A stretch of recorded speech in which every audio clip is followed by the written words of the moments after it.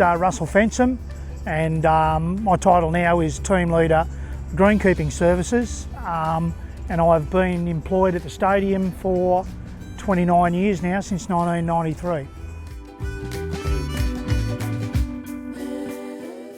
There's a couple of different areas. We've broken them up into the Coffs Coast Sport and Leisure Park, which is the immediate vicinity around the International Stadium, and there's probably 15 or 16 hectares here. And all the other venues, Richardson Park, McLean Street, York Street, and there's various other grounds as well, which are the suburban grounds used by the local football clubs, cricket clubs. There's probably about 40 hectares of that involved in maintenance. There's really no secret to looking after grass. It's more perseverance. The reason that this area here is quite dry now is newly constructed, so it hasn't been compromised by player damage.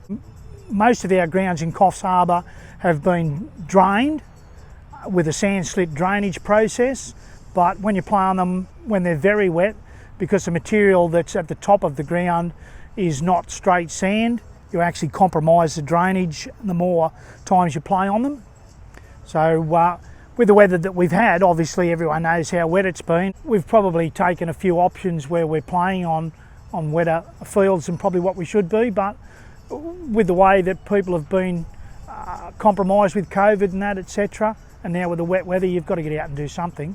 So Council's working hard to try and get people outdoors. Probably the best thing involved in what we do is the end result. A lot of times you're not involved right the way through a project. We're here at the opening of the hub, and there's tradies here that done a little bit here and a little bit there. We construct most of the grounds. What's coming up in the next fortnight is the NRL at the stadium. You're there from preparation to game time. You can take a photo of the joint, and if it looks good, you know that you've done a great job.